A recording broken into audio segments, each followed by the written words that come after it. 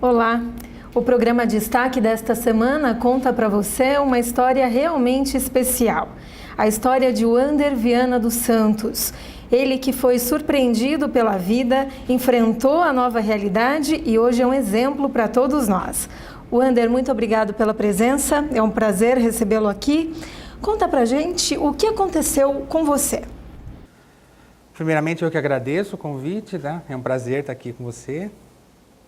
Então, na verdade, eu tinha uma vida normal, eu trabalho na prefeitura e trabalhava na prefeitura já há 17, 18 anos.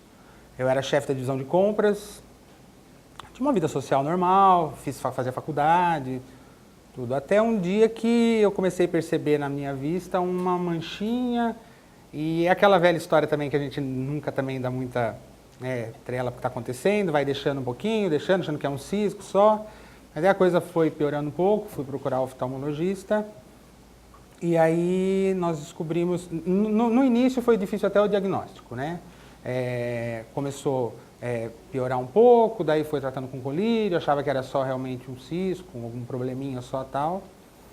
Até um dia que eu acordei e o olho direito estava assim, vermelho sangue. E aí eu fui correndo para o médico de novo tal. Aí fomos fazendo exames mais apurados tal, e aí detectou se eu tinha uma herpes ocular. E a herpes ocular, ela causa o descolamento de retina, né? E aí foi tudo muito rápido. Logo em seguida, quando essa infecção pegou muito rápida, já deu descolamento da retina. E a gente já começou com tratamento de medicamento tal, e já fui para a primeira cirurgia. Certo, então foi a herpes que atingiu inicialmente uma das visões. Qual foi a primeira? Foi a do lado direito. Certo. E aí houve o descolamento da retina? Isso, houve descolamento da retina. E aí fui para uma primeira cirurgia para tentar, fazer a colagem da retina novamente. Certo. Só que a infecção ela dá no vítreo, no líquido dentro do olho. Então tem que tirar esse vítreo também e coloca óleo de silicone. Mas a retina daí ficou muito danificada por causa da infecção, então não deu para colar. Mas nesse meio tempo já pegou no outro olho. Então daí o outro olho também já começou a embaçar e assim, isso tudo foi assim, essa manchinha foi detectada, foi percebida em julho. No primeiro olho. No primeiro olho, quer dizer, outubro eu já estava fazendo a primeira cirurgia, depois a segunda cirurgia no outro olho, final de outubro, começo de novembro eu já estava cego das duas vistas. Quanto tempo demorou para a perda total da visão? 3 meses. 3 meses foi assim, muito rápido. Tentamos as cirurgias, porque o problema foi o descolamento das retinas, né? E aí, como a infecção, ela causa um dano à retina, a retina fundo do olho, a retina é uma película muito sensível no fundo do olho. Então, ela fica como se fosse assim amassada. Então, não deu para fazer com que ela colasse de novo. Então, ela ficou descolada. Então não teve mais como, depois da cirurgia, não teve mais jeito. E quando aconteceu com a segunda visão, você já percebeu que eram os mesmos sintomas da primeira? Sim, e na segunda pegou muito rápido, porque como demorou o diagnóstico, então a infecção foi muito intensa, né? Ela foi assim, ela veio, então assim, quando ela pegou no segundo olho, no olho esquerdo, ela já veio com força total também. Então assim, automaticamente já fui para a cirurgia de novo, para já tirar o vítreo, para já colocar o óleo de silicone, para poder já tentar estancar. Tanto que aí, o dano na retina do olho esquerdo é menor que o dano na retina do olho direito. Tanto que eu tenho detecção de luz só. Pouca coisa porque porque conseguimos, nesse meio tempo, conseguiu salvar o nervo óptico. Entendi. E o diagnóstico de herpes, ele foi rápido? Não, acabou não sendo muito rápido porque não é comum, né?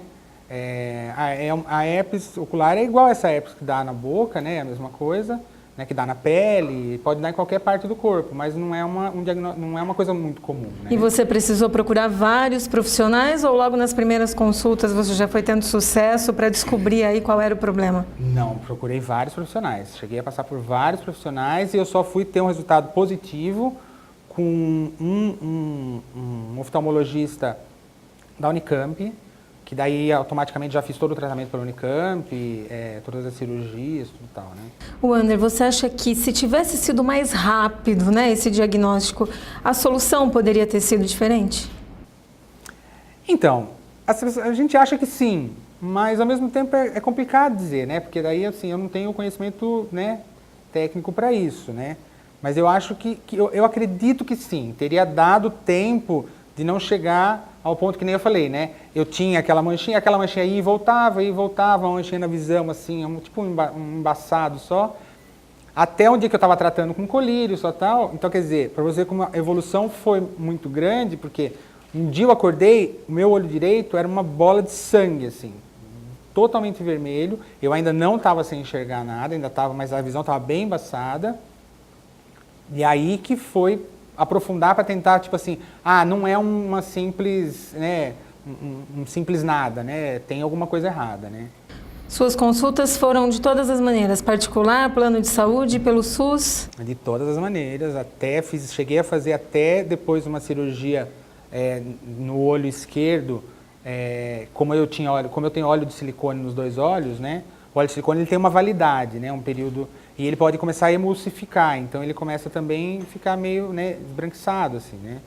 E por conta das cirurgias, automaticamente dá catarata nos olhos. E aí eu tive catarata nos dois olhos, e do olho esquerdo eu operei. Então eu operei a catarata porque a gente imaginou assim, como eu tinha detecção de luz e tal, né, ainda estava vendo um pouco de vulto, falei, quem sabe se tratar da catarata, né, e depois a gente vê como está o óleo e tal, e se melhora. Eu cheguei a fazer essa cirurgia de catarata particular até. Essa sensação de ter esgotado todas as possibilidades para que o que aconteceu não acontecesse, te dá um certo alívio? Com certeza. Com certeza. Eu acho assim, eu tentei tudo que eu pude, né, na verdade. Assim, em momento algum eu me descuidei.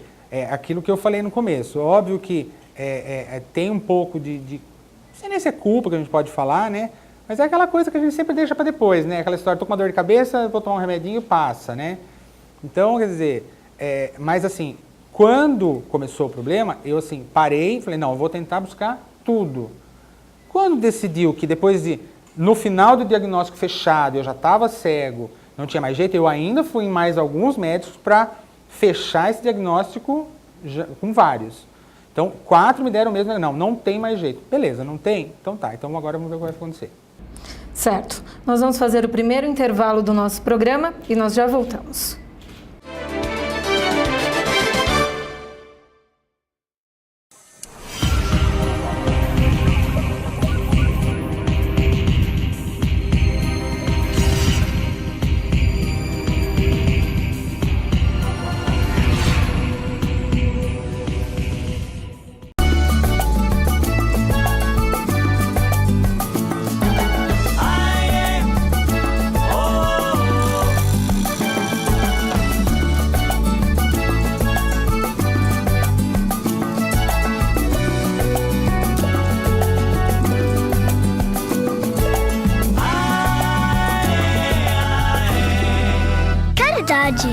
Passe adiante. Uma mensagem da Fundação para uma Vida Melhor.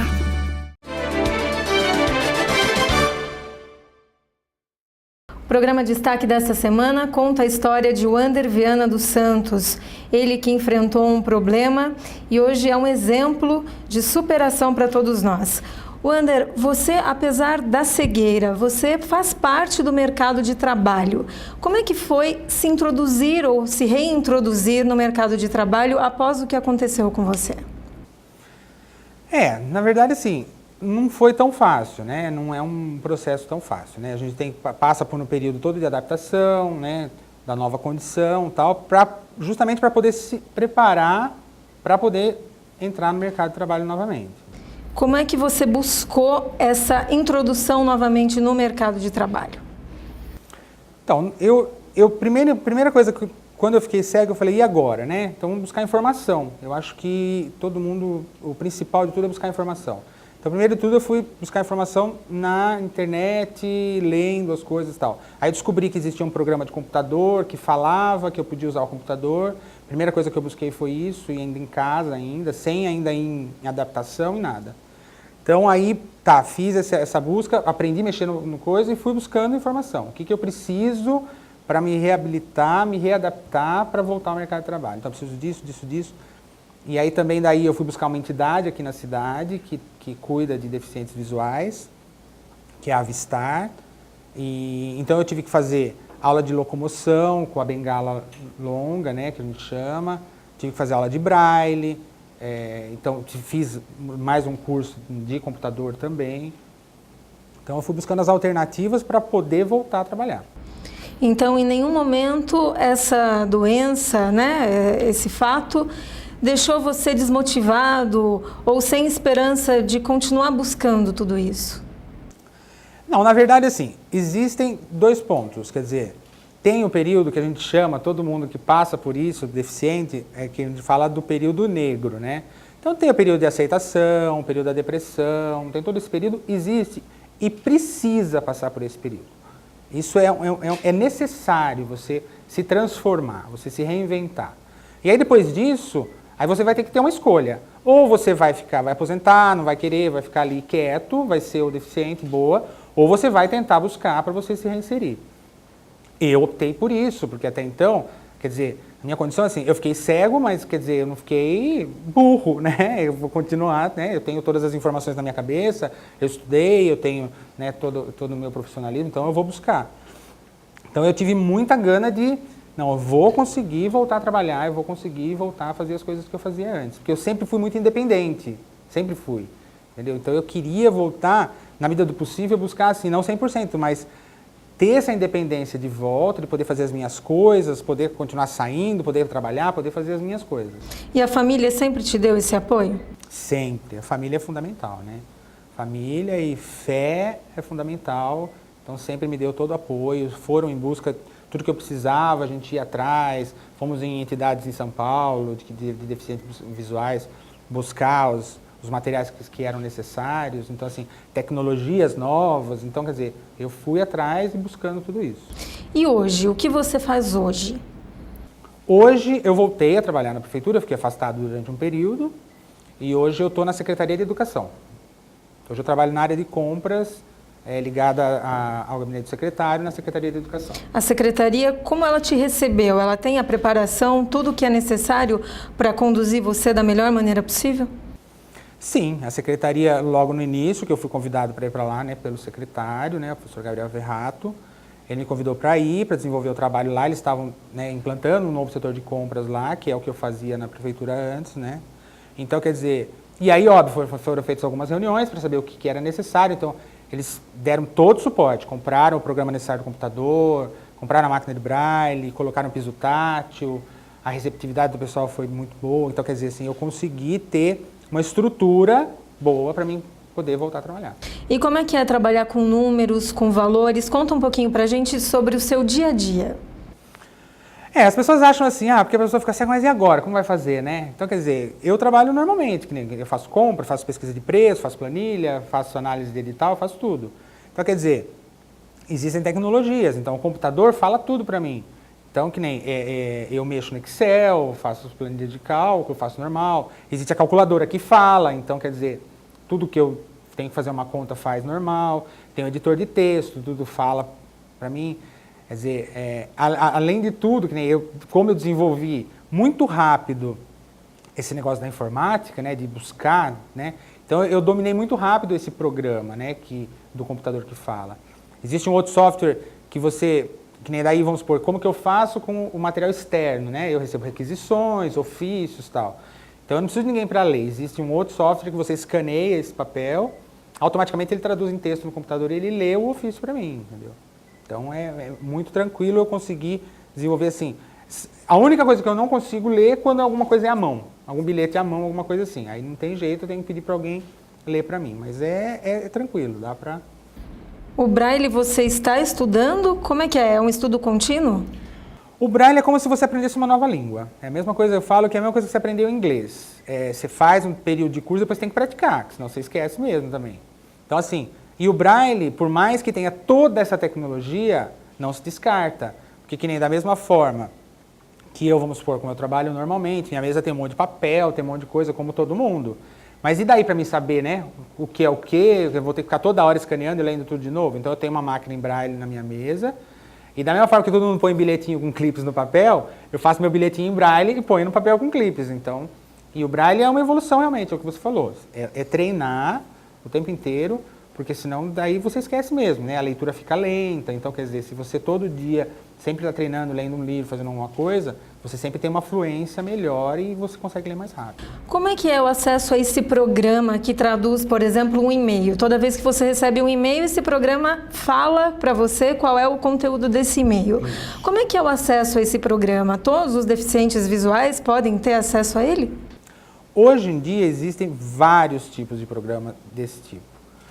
Eu uso o Virtual Vision. O Virtual Vision ele é gratuito para pessoa física, né, para todo mundo, qualquer deficiente visual. É só você, quem distribui esse programa são dois bancos aqui da cidade, né, do Brasil. E aí você vai no banco e porque ele tem uma parceria com a Micropower que desenvolve esse software. Mas existem vários programas gratuitos, outros tantos programas gratuitos que você baixa até na internet, entendeu? Que são programas bons, que tem vários tipos, vários níveis, né, para o que você precisa. Então, quer dizer, esses que você consegue baixar na internet e tal, são programas mais simplificados, mais para o dia a dia, uma coisa mais caseira. Para o profissional, sempre um programa um pouquinho melhor, que tenha mais recursos, porque daí você vai usar, como eu disse, uma planilha do Excel, você vai usar coisas, né, maiores, né, outros tipos de software que, num gratuito, muitas vezes, não lê daí aquelas outras coisas. Esses programas, Wander, você considera como um avanço para a inclusão de portadores de deficiência? Como é que você vê essa questão? Nós avançamos muito nessa questão de inclusão ou ainda falta bastante? Não, eu acho que tem avançado bastante. De uns anos para cá, eu acho que tem avançado bastante, sim. Precisa ainda melhorar algumas coisas, mas eu acho que sim. Tanto que nem vamos supor, logo que aconteceu tudo comigo, que foi em 2008, existia praticamente 1 ou 2 programas só, que era o Virtual Vision e o DOSVox, que é desenvolvido pela Universidade do Rio de Janeiro, que é gratuito, você baixa. Então, quer dizer, quem conhece, né, computação sabe que a coisa em DOS é uma coisa bem mais antiga. E hoje já não, que nem eu falei, nesse período, 3 anos só, já se multiplicou. Então, quer dizer, o pessoal está dando uma atenção maior. Então, quer dizer, novas tecnologias estão aparecendo. Então, quer dizer, tem o programa do computador, tem o programa de fala para o celular, tem calculadora que fala, hoje tem aparelho de pressão que fala. Quer dizer, hoje em dia nós temos vários utensílios e vários equipamentos eletrônicos que vão dar uma autonomia, uma independência para o deficiente visual. Certo, nós vamos continuar esse assunto no próximo bloco. É só mais um intervalo, voltamos já.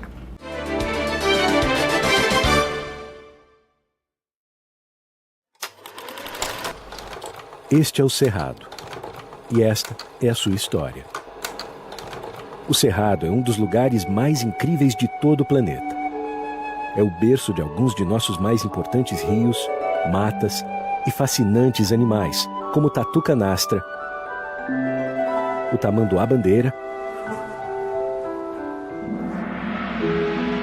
e o lobo-guará.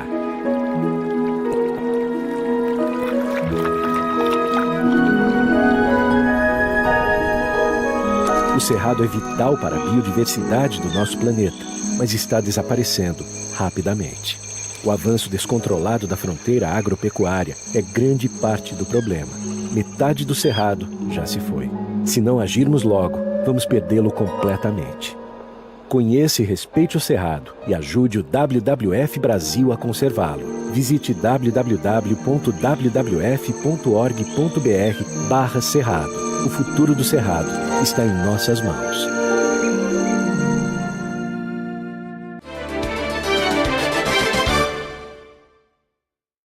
O assunto do programa Destaque dessa semana é inclusão de pessoas com deficiência.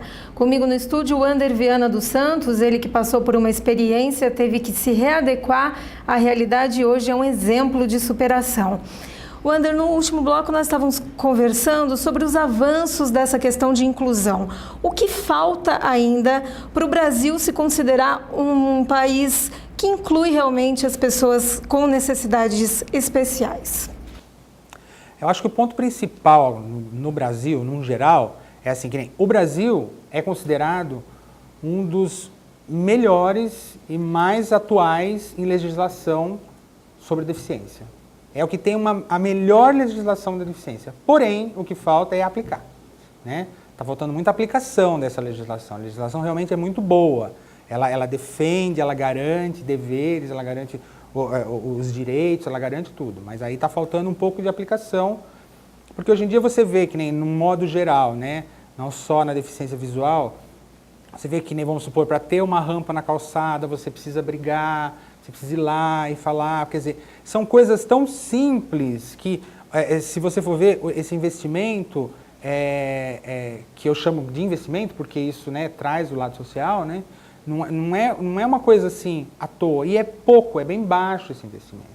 Então, quer dizer, então assim, um piso tátil num passo público, uma rampa, então assim, eu acho que está tendo uma boa vontade, sim, hoje dos políticos, o pessoal está brigando bastante, mas eu acho que falta um pouco, assim, tanto da parte política, quanto da população também. A população tem que ter uma maior consciência.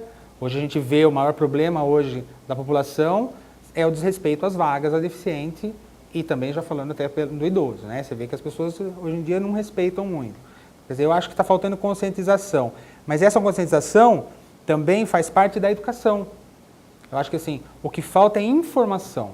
Eu acho que precisa ter mais campanhas sobre a deficiência para fazer com que a população saiba mais sobre o problema do deficiente. Não de uma maneira protecionista, assistencialista. Tem que ser uma maneira legal, uma maneira de inclusão mesmo. Que nem, vamos supor, né? Usando o meu caso, vamos supor, pô, eu trabalho, eu estudo, eu tenho uma vida social normal e tal, então quer dizer, então, o deficiente, existe, óbvio, os deficientes que ficam em casa, se fazendo ali até de coitadinho muitas vezes, mas eu acho que tem que mostrar que o deficiente, ele tem hoje condições de se incluir em todas as áreas da sociedade. E você precisa dar também condições para que ele faça isso. Então, que nem vamos supor, se eu vou numa lanchonete, que nem um cadeirante vai numa lanchonete, de repente a lanchonete tem 4, 5 degraus para subir, ele não vai conseguir. E ele não vai daí porque ele fica constrangido de ter que alguém ter que carregar ele até lá dentro. Então, quer dizer, as pessoas precisavam se conscientizar. Não sei se tem que partir diretamente, óbvio, da área política, que obrigue que se faça isso. Então, eu acho assim, eu acho que a única coisa que falta é isso. Eu acho que existe uma evolução, sim. Hoje você vê os bancos, tem piso tátil, tem rampa, tá bem, tudo bem evoluído nesse sentido. E a questão do preconceito? Ele existe ou está mais controlado hoje? Está controlado, mas ainda existe. Ainda existe bastante. Eu que faço parte lá da Avistar, né? A gente escuta às vezes algumas histórias assim bem absurdas, sabe? Tipo assim. Então assim, ainda existe. Mas eu ainda friso, eu acho que existe por falta de informação. Porque as pessoas às vezes falam assim, nossa, mas tipo, o que ele está fazendo aqui? Que fica em casa. Quer dizer, já é uma discriminação, né? Você concorda? Então, mas por que eu tenho que ficar em casa? Mas é porque a pessoa não entende que ele pode estar ali, né? Na verdade. Então, assim, existe ainda um pouco de preconceito. Que, na verdade, eu nem chamaria de preconceito. É mais essa falta mesmo de informação. É um despreparo em como lidar com a pessoa com deficiência. A pessoa prefere ficar meio na distância, tipo assim, se distanciar e falar, é melhor eu não me envolver porque eu não sei como, então a pessoa se distancia. Você já passou por alguma situação constrangedora? Já. Constrangedora, assim, horrível não, mas algumas coisas sim, entendeu? Que nem, sei lá, vou dar um exemplo da minha faculdade, né? Eu faço faculdade e assim, eu preciso que os professores, que nem quando escreve muita coisa no quadro e tal, ele precisa ler o que está no quadro para mim poder ir digitando, para mim poder acompanhar a aula e tal. Então, eu já tive problema com o professor de ir falar, professor, eu preciso que o senhor faça isso, o senhor me manda uma apostila, alguma coisa, porque senão eu tô em desvantagem com a sala, eles estão copiando, eu não estou. Não, mas vamos tentar, né? E assim, foi passou o semestre e não aconteceu. Ele preferiu, aquilo que eu falei, na verdade não foi um preconceito, ele preferiu se distanciar porque ele não sabia o que fazer. Então ele preferiu se distanciar. E tratamento, Ander? Você conhece algum tipo de tratamento? Existe algum tipo? Olha, como o problema é retina, né? A retina é acho que um dos únicos, né, materiais, né, no corpo humano que não tem transplante, né? É complicado, né? Então, assim, o único conhecimento que eu tenho, assim, é que existe hoje, já foi autorizado, já está em estudo, já vai fazer alguns meses. Foi a primeira pesquisa que foi autorizado em humanos sobre célula-tronco para refazer a retina, né? Para reconstruir uma retina. E até onde eu tenho informação é que está dando 100% de resultado, né? Mas esses estudos essas pesquisas demoram aí, né? 5, 10 anos. Mas eu tenho esperança que vem ainda. Enquanto não vem, vamos tocando a minha vida. Entendi. O cão-guia, por exemplo, para você, seria importante? Você tem esse sonho de ter esse cão-guia ou não? Tem. O cão-guia, eu falo que eu me comparo, que nem vamos supor, né, as pessoas que falam, eu quero ter um carrão, né? Quem tem um golzinho quer ter né? Meu sonho de consumo é da minha bengala passar para o cão-guia, né? Eu quero ter esse avanço, eu tenho sim. Mas no Brasil é muito complicado, né? Porque no Brasil, até o ano passado, 2 anos atrás, tinham 3 entidades ONGs que faziam o treinamento, mas que dependiam de doações, né? E você sabe que no Brasil depender de doação é um problema, né? Então, 2 fecharam já, hoje só tem uma. E o Brasil, daí, com isso, ele só consegue treinar um cão-guia por ano, porque o custo do treinamento é muito alto. Certo. Então, a gente tem que aguardar. Agora está para sair o centro público, né, do estado de São Paulo, de treinamento de cão-guia, que está construindo agora já em 2012 para 2013. Então, vamos esperar. Certo. Wander, muito obrigada pela sua presença. Infelizmente, o nosso tempo acabou. Foi um prazer conversar com você e aprender mais sobre essa questão da inclusão. Muito obrigada de coração pela presença.